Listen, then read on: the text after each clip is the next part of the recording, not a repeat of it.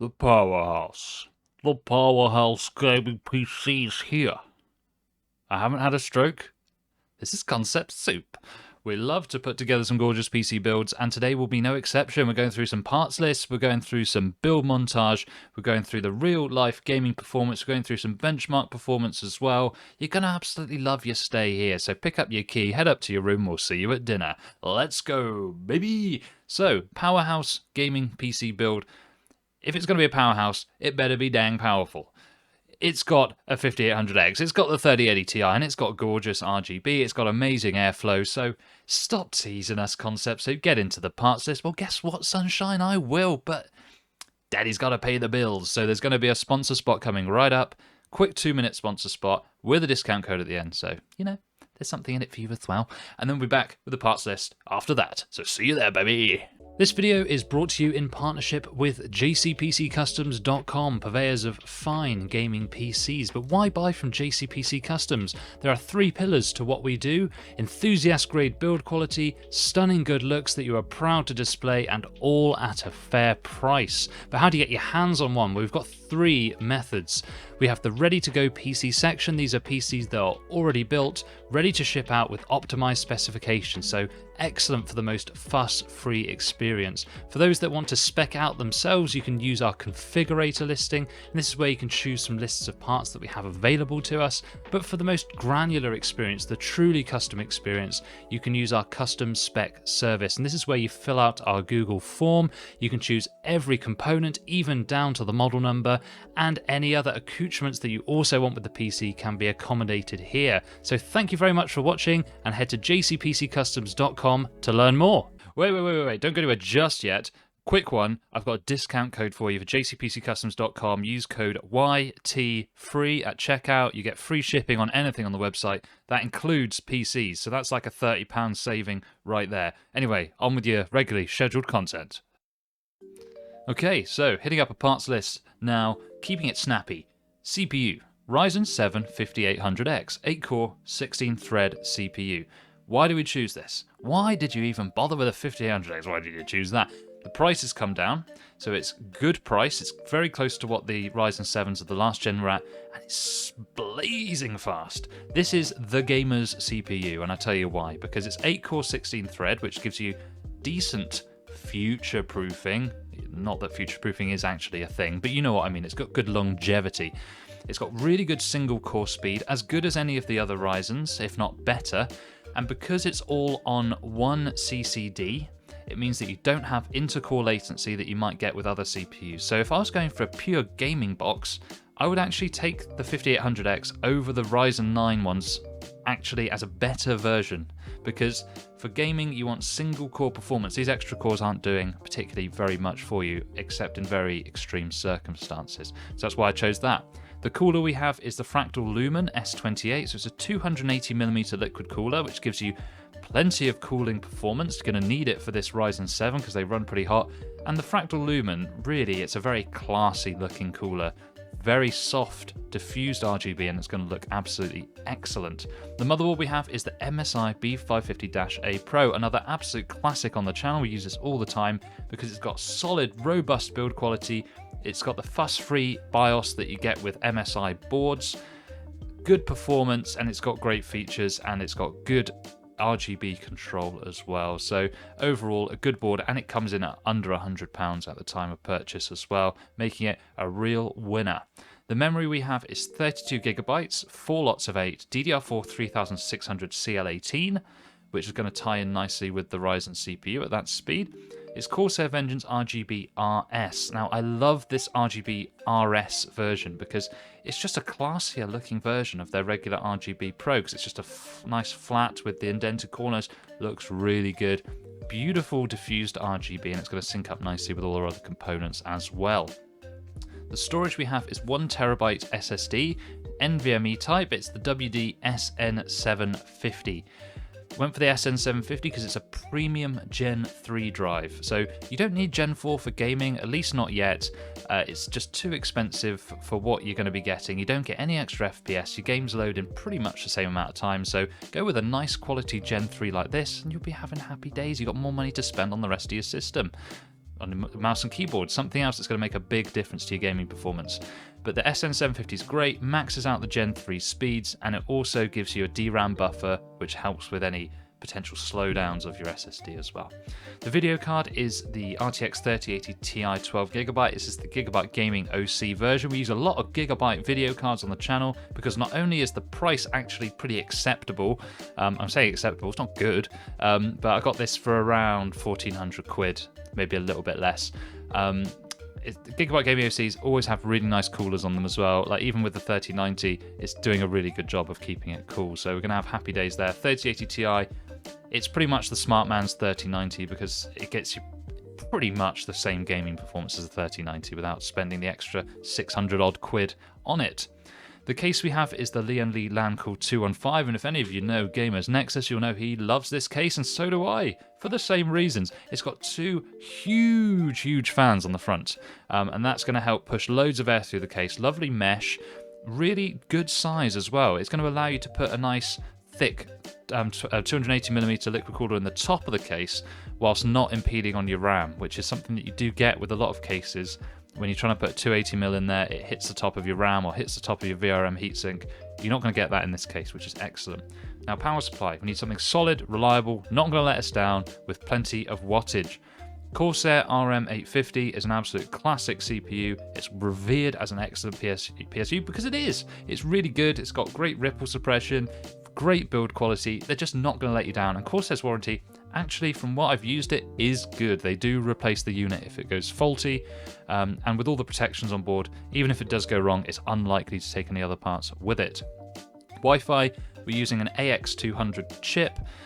Basically, this gives you the Wi-Fi 6 speed, which means that even if you're not using Ethernet, you can get Ethernet-like speeds depending on what kind of home network that you've got. Even if you use wired internet, I always like to have a Wi-Fi adapter in my PC just in case that cable breaks.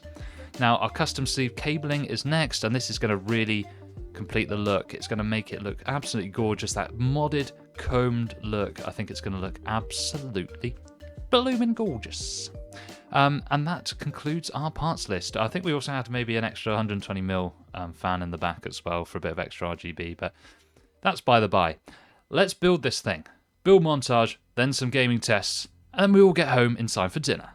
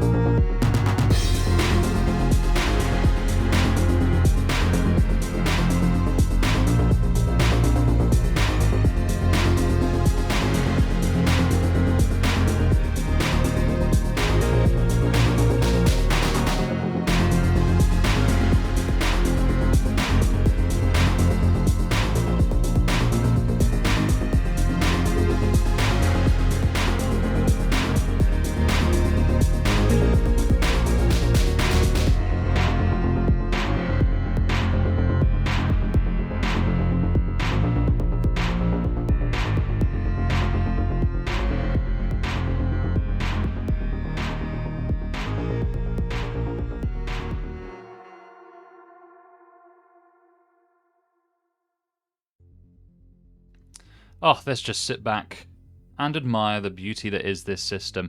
Man, Lian-Li knows how to make a case, don't they? Absolutely brilliant. This is just such a good case. It's a no-brainer case for any type of system. Air cooling, liquid cooling, any of it. It's absolutely brilliant. I mean, maybe if you're doing custom liquid cooling, you want something a bit bigger, but really, this is fantastic for the vast majority of PC builders and gamers. all this RGB is linked up really nicely. It's a really classy looking build with high performance. It all looks very neat, very tucked away, and I really like these grey custom sleeve cabling on this particular build. It really fits in with that sort of grey and black theme that we've got here going, with the RGB obviously accenting that as well. Really nice. This is just such a good build, and if anyone does pick this one up from JCPC Customs, you're going to absolutely love it. It's really high performance, looks gorgeous, a real centerpiece on the desk. But enough gawping, enough staring and ogling at this build, because we need to talk about the performance. So let's do that right now. So let's move into our temperature testing first, get this out of the way. So we have our max temperature in Prime 95 for the CPU, and we have our equilibrium temperature. Equilibrium temperature is the maximum when you take away the half-second spikes that you tend to get with Prime 95. We also run this at the same time as our graphics temperature test for the maximum heat in the system. So our maximum CPU temperature was 90 degrees, and I told you the Ryzen 7 5800X is a hot chip, so it's a good job we had a nice cooler on there, keeping it at 90 degrees C. That's pretty good for Prime 95 and pretty much what I'd expect. On Ryzens, you will get higher temperatures on the Ryzen 7s and Ryzen 9s because they will boost until they hit a high temperature. So, you know, even if you've got the most elaborate cooling, it's not unusual to see your CPUs in the mid-70s, 80s, even when you're just gaming. So this is a completely normal temperature. Our equilibrium temperature, not very scientific measure, I know, but it's indicative of what you might be getting in high-end gaming, and that's what we've got, 76 degrees here. So I wouldn't say these are absolutely amazing, oh my god, look how cool it is, but nor would I expect that from a hot running chip like the Ryzen 7 5800X. The same goes for the Ryzen 9s as well. Graphics temperature after 30 minutes in OCCT, max temperature 64 degrees, and we know why that's so cool. It's because the the Gigabyte Gaming OC is a really good triple fan cooler. It's got a really chunky heatsink on it. But in addition, you've got those two massive 200mm fans pushing air onto it from the front, and it's got an exhaust at the back, which gives plenty of airflow through the case, which really does help with those temperatures.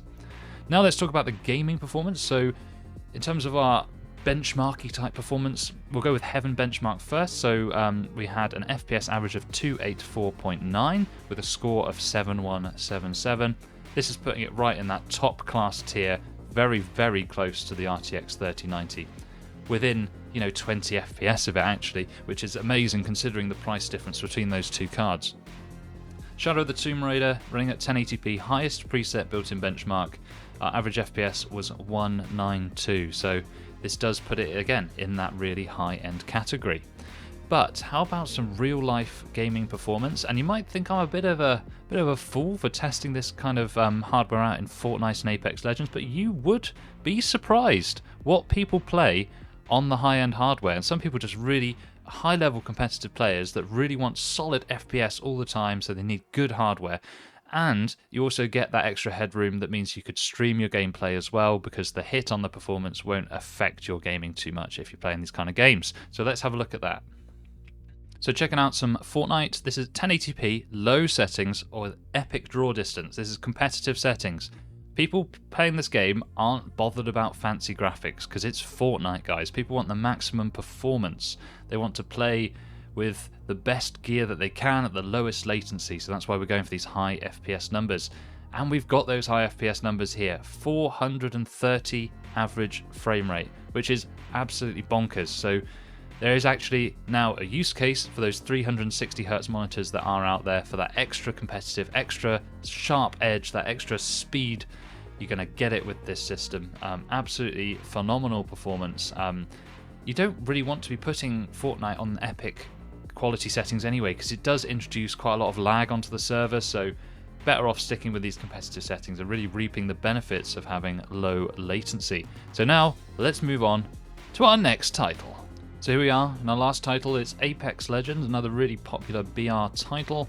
And we're getting approximately 265 to 270 FPS, which actually it gets to the point with this game where it really is a CPU bottleneck, because most PCs, like with anything with a 3070 and up, is going to be hitting these FPS numbers no problem. And really, you're just trying to get a faster CPU, which is tough. Like maybe the 12900K might be faster than this one, sure. But really, at this point, you're splitting hairs because the game will max out at 300 FPS anyway. You can't go higher than that in Apex Legends. So again, people with high refresh rate monitors, you're playing high-level arenas, you want something that's not going to let you down with plenty of headroom. That's what you're going to get with this system. So don't fool yourself by thinking I'm going to get those 700 FPS in Apex Legends, because one, that at that point it doesn't matter, but also what you're more interested in is being able to buffer out those high intensity situations. So that's why having a high-end machine, even in those lower end games, is good. But that said, you want to play some Red Dead Redemption 2, you want to play some Cyberpunk, it's going to kick ass in those games as well. So it really is a system that could do all of it, and especially with NVENC on board with your graphics card, means that you're going to have no problems gaming and streaming at the same time, recording content for your YouTube channel, video editing. It really is a beast that can do all of it, especially with that 32 gigs of RAM, gives you that extra headroom as well. So there you go, build complete, talking complete. So it's time for me to shut up and get out of here, but before that I want to see subscribe from you, I want to see a like from you, and I want to see a comment from every single one of you.